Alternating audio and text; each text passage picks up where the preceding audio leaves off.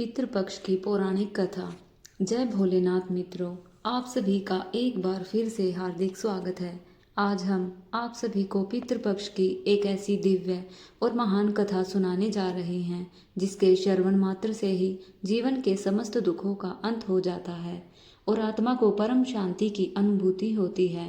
पितृपक्ष का समय वह पावन और पुण्य काल होता है जिसमें मनुष्य अपने पूर्वजों को स्मरण करता है, उनका तर्पण करता है, उनके प्रति कृतज्ञता प्रकट करता है और उनकी आत्मा की शांति के लिए प्रार्थना करता है। शास्त्रों में कहा गया है कि जो भी प्राणी पितृपक्ष की इस महान कथा का श्रद्धापूर्वक श्रवण करता है, उसके जीवन से पितृदोष दूर हो जाते हैं।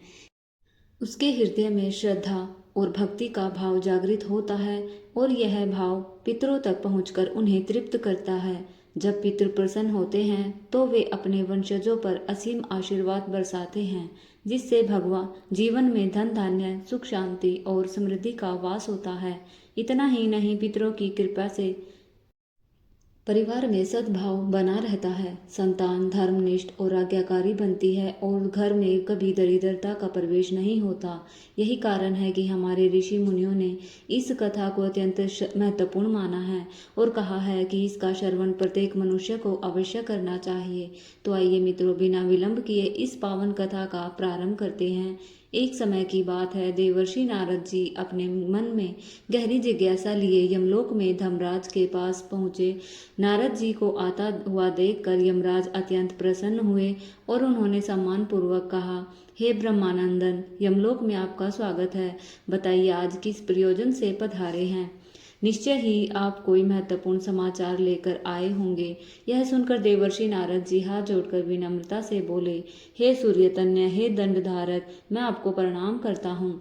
आज मैं आपके पास कोई समाचार लेकर नहीं आया, बल्कि एक शंका का निवारण जानने का उद्देश्य से आया हूँ।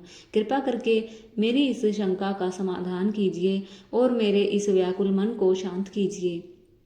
धर्मराज मुस्कुराए और बोले, हे मुनि श्रेष्ठ, आपके मन में जो भी प्रश्न है निसंकोच होकर पूछिए, मैं अवश्य ही उसका समाधान करूंगा। तब नारद जी ने कहा, हे धर्मराज, मैं यह जानना चाहता हूँ कि पितृपक्ष में पितरों की पूजा करने से कौन सा फल मिलता है और पितरों की शांति के लिए मनुष्य को कौन से उपाय करने चाहिए।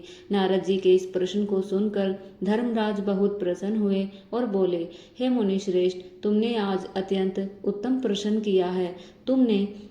तुम्हारे इस प्रश्न में समस्त मनुष्य जाति का कल्याण छिपा हुआ है। जो मनुष्य अपने पितरों को संतुष्ट करता है, उसके जीवन से समस्त दोष और दुख समाप्त हो जाते हैं।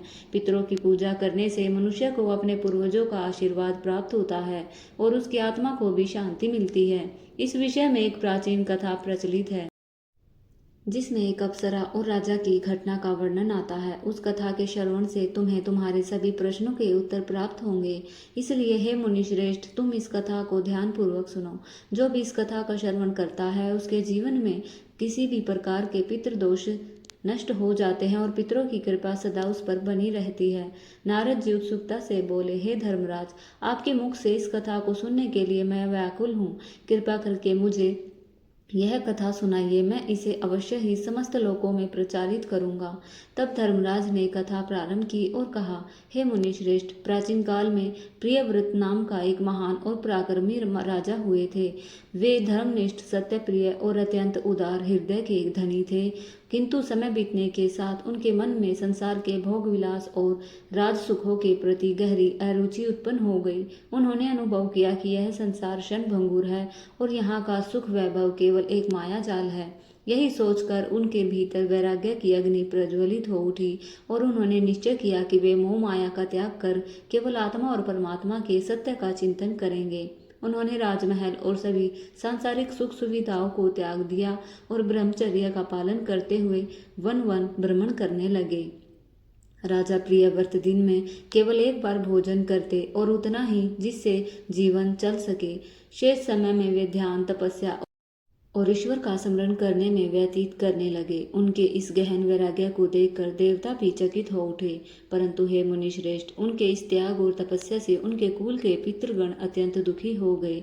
पितरों ने सोचा, हमारा वंशज प्रियव्रत यदि इस प्रकार संसार से विमुख होकर वन में तपस्या करता रहा तो वंश कैसे आगे बढ़ेगा। जब वह गृहस्थ धर्म का पालन ही नहीं करेगा तो कुल का विस्तार कौन करेगा? यदि वंश नष्ट हो गया तो हमें तर्पण और श्राद्ध कैसे प्राप्त होंगे? हमारी गति और संतुष्टि इसी पर तो निर्भर करती है। इस प्रकार चिंतित होकर पितरों ने निश्चय किया कि वे स्वयं अपने वंशज प्रियव्रत के सम्मुख प्रकट होंगे और उसे समझाएंगे। एक दिन की बात है, जब राजा प्रियव्रत एक शांत वन में गहन ध्यान में लीन थे, तभी 4 दिव्य आत्माएं प्रकट हुईं। वे उनके ही पितृगण थे। उनके दिव्य तेज से पूरा वन प्रकाशमय हो गया। प्रियव्रत ने नेत्र खोले तो सामने उन दिव्य पुरुषों को खड़ा देखा। वे तुरंत उठ खड़े हुए और हाथ जोड़कर प्रणाम करते हुए बोले, हे महान आत्माओं, आप कौन हैं और किस कारण से पधारे हैं? कृपया करके इस रहस्य को बताइए। उनमें से एक दिव्य आत्मा ने कहा, हे वत्स प्रियव्रत, हम तुम्हारे पूर्वज हैं। तुम्हारे आचरण से हम दुखी हैं, इसलिए तुम्हारे सम्मुख आए हैं। प्रियव्रत ने विनम्रता से कहा, हे पितृगण, यदि आप दुखी हैं तो अवश्य ही मुझसे कोई भूल हुई होगी। कृपया बताइए कि मेरी क्या त्रुटि है? तब पितरों ने कहा, वत्स, तुमने अब तक विवाह क्यों नहीं किया? क्या तुम्हें ज्ञात नहीं कि विवाह मनुष्य जीवन का एक अत्यंत आवश्यक संस्कार है? विवाह केवल स्त्री पुरुष का संयोग नहीं, बल्कि धर्म, अर्थ, काम और मोक्ष की सिद्धि का द्वार है। गृहस्थ आश्रम में प्रविष्ट होकर ही मनुष्य देवताओं की सेवा, पितरों का तर्पण, ऋषियों की आराधना और अतिथियों का सत्कार कर सकता है। संतान ही वह माध्यम है जो तुम्हारे कर्मों का फल भोग कर पितरों का श्राद्ध और तर्पण करती है। बिना संतान के तुम्हारा नामोच्चारण करना कौन करेगा? कौन पिंडदान करेगा? सोचो, यदि तुमने विवाह नहीं किया तो यह अन्याय केवल तुम्हें ही नहीं बल्कि तुम्हारे कुल और पितरों को भी कष्ट देगा। मृत्यु के बाद तुम्हें नरक की प्राप्ति होगी और अगले जन्मों में भी भयंकर कष्ट सहने पड़ेंगे। राजा प्रियव्रत ने शांत स्वर में उत्तर दिया, हे पितृगण, आपके वचन शास्त्र सम्मत है, किंतु मेरे लिए विवाह करना दुखद प्रतीत होता है। मैंने वैराग्य को ही जीवन का सर्वोत्तम मार्ग माना है। स्त्री संग और परिग्रह से मोह उत्पन्न होता है और मोह ही सभी पापों का मूल है। इसी कारण मैंने विवाह नहीं किया। मेरे लिए ब्रह्मचर्य और तप ही श्रेष्ठ मार्ग है। इस पर पितरों के करुण स्वर में कहा, वत्स, निसंदेह संयम और तप श्रेष्ठ है, किंतु केवल इन्हीं से आत्मा का कल्याण नहीं होता। जब तक मनुष्य विहित कर्मों का पालन नहीं करता, तब तक मुक्ति भी अधूरी रहती है। विवाह धर्म का आधार है। बिना संतान के तो पुरुषों के लिए स्वर्ग और मोक्ष का द्वार भी बंद हो जाता है। इसलिए तुम विवाह करो और कुल परंपरा को आगे बढ़ाकर हमें तृप्त करो। मित्रों, आगे की कथा में धर्मराज बताते हैं कि पितरों के वचन सुनकर राजा प्रियव्रत का मन व्याकुल हो गया। उन्होंने सोचा, मैं वृद्ध हो चुका हूँ, कौन अपनी कन्या का हाथ मेरे हाथ में देगा? यदि विवाह न हो सका तो पितरों की आत्मा दुखित होकर भटकती रहेगी। इस संकट का समाधान खोजने के लिए उन्होंने कठोर तपस्या का निश्चय किया। वे वन में चले गए और 100 वर्षों तक ब्रह्मा जी की आराधना की। उनकी तपस्या से प्रसन्न होकर ब्रह्मा जी प्रकट हुए और आशीर्वाद देकर कहा, वत्स, तुम्हें अब उत्तम पत्नी और तेजस्वी संतान प्राप्त होगी, जो तुम्हारे कुल को आगे बढ़ाएगी और तुम्हारे पितरों को तृप्त करेगी। फिर राजा प्रियव्रत ने अपने पितरों की भक्ति भाव से स्तुति की। उनकी करुणा प्रार्थना से पितृगण प्रसन्न हुए और उनके समक्ष प्रकट होकर उन्हें आशीर्वाद दिया। उन्होंने कहा, हे वत्स, तुम्हें आज ही एक धर्मनिष्ठा और गुणवान पत्नी प्राप्त होगी। उससे तुम्हें एक तेजस्वी पुत्र होगा जिसका नाम प्रियकेतु होगा। वह बुद्धिमान और पराक्रमी होगा और तीनों लोकों में यशस्वी होगा।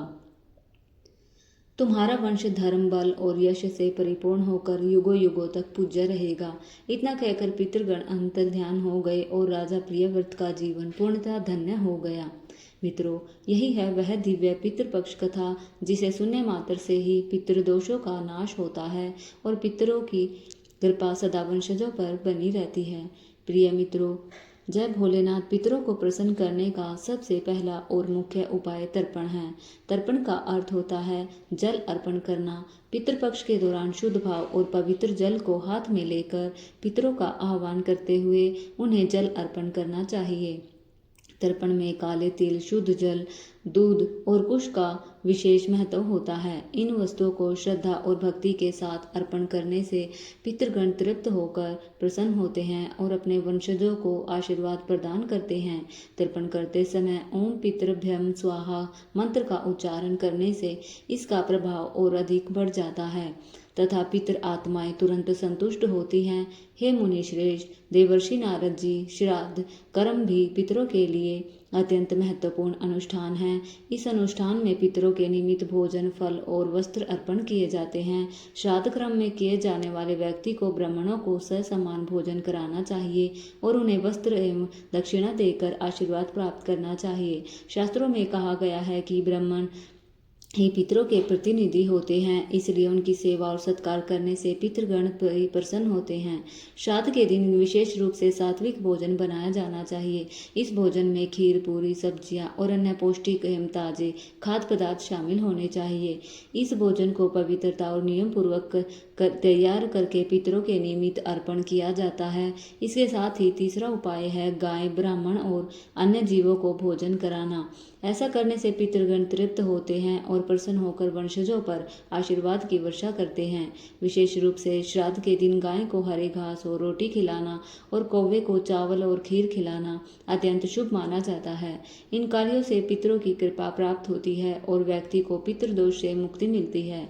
इसके अतिरिक्त पीपल और तुलसी के वृक्ष की पूजा करना भी पितरों को प्रसन्न करने का एक अत्यंत प्रभावशाली उपाय है।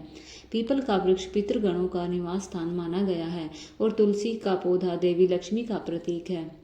श्राद्ध के दिन पीपल और तुलसी की पूजा करके उनके नीचे दीपक जलाने से पितृगण अत्यंत प्रसन्न होते हैं और परिवार को सुख, समृद्धि और दीर्घायु का आशीर्वाद प्रदान करते हैं। हे मुनि श्रेष्ठ, जो व्यक्ति पितृदोष से पीड़ित होता है उसके लिए गाय जी और अन्य पवित्र तीर्थ स्थलों में जाकर पिंडदान करना अत्यंत आवश्यक माना गया है। गया जी में पिंडदान करने से पितृ आत्माएं संतुष्ट होकर मोक्ष को प्राप्त होती है और अपने वंशजों को आशीर्वाद देती है। पिंडदान के समय काले तिल, कुश और चावल का उपयोग करके पितरों को अर्पण करना चाहिए। यह प्रक्रिया पितरों की आत्मा को तृप्त करती है और उन्हें दिव्य शांति प्रदान करती है। पितरों को प्रसन्न करने के लिए श्राद्ध पक्ष के दौरान व्रत रखना भी बहुत महत्वपूर्ण है। इस समय सात्विक आहार ग्रहण करना चाहिए, ब्रह्मचर्य का पालन करना चाहिए और पवित्र आचरण करना चाहिए। श्राद्ध पक्ष में मांस, मदिरा और किसी भी प्रकार के तामसिक आहार का सेवन वर्जित माना गया है। इस पवित्र काल में भगवान विष्णु, भगवान शिव और देवी लक्ष्मी की आराधना करने से पितरों की आत्मा को शांति और संतोष की प्राप्ति होती है।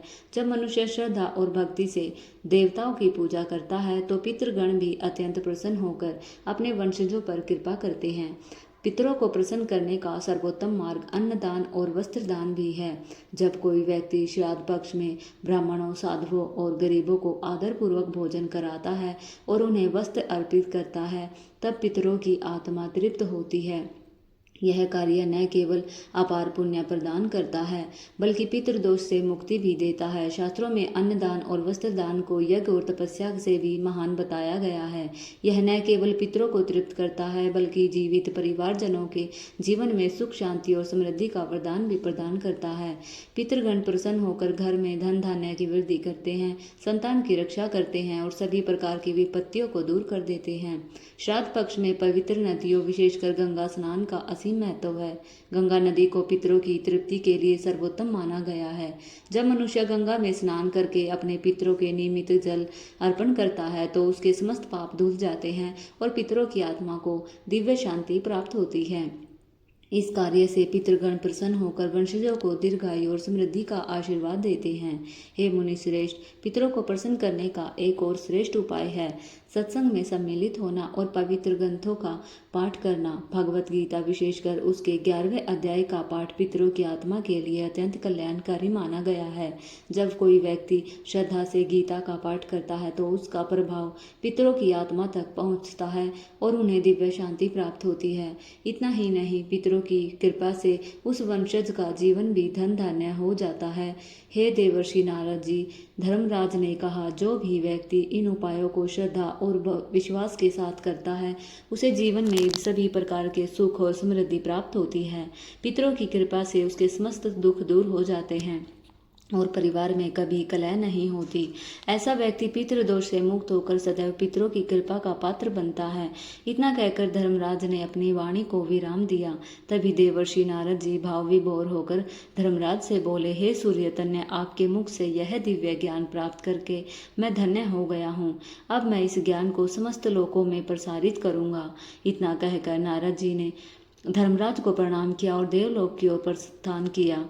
प्रिय मित्रों, इस प्रकार मृत्यु के देवता धर्मराज ने पितरों को प्रसन्न करने के विभिन्न उपाय विस्तार से बताए, जिन्हें हर व्यक्ति को पितृपक्ष में अवश्य करना चाहिए। ऐसा करने से न केवल पितरों की आत्मा को शांति प्राप्त होती है, बल्कि वंशजों को भी जीवन में सुख, शांति, समृद्धि और दीर्घायु का आशीर्वाद मिलता है। यह कथा हमें सिखाती है कि पितृपक्ष केवल एक कर्म कांड नहीं, बल्कि श्रद्धा, भक्ति और कृतज्ञता का पर्व है। इस प्रकार से आज की यह पावन कथा यहीं पर पूर्ण होती है। आशा है कि आपको यह दिव्य और प्रेरणादायक कथा अवश्य ही हृदय को स्पर्श करने वाली लगी होगी। यह केवल एक कथा नहीं, बल्कि जीवन जीने का संदेश है कि श्रद्धा, भक्ति और सच्ची निष्ठा से हम हर कठिनाई को पार कर सकते हैं और ईश्वर की कृपा प्राप्त कर सकते हैं। दोस्तों, आप सभी से निवेदन है कि अपने विचार और अनुभव कमेंट में अवश्य साझा करें और कमेंट में जय भोलेनाथ लिखकर अपनी भक्ति का परिचय दें। आपका हर शब्द हमारे लिए आशीर्वाद समान है। प्रिय मित्रों, आपके सहयोग और स्नेह के बिना हमारी यह यात्रा अधूरी है। इस वीडियो को देखने और अपना कीमती समय देने के लिए आप सभी का हृदय से धन्यवाद। भगवान भोलेनाथ की कृपा आप सभी पर सदैव बनी रहे। आपका जीवन सुख, शांति और समृद्धि से भरा रहे।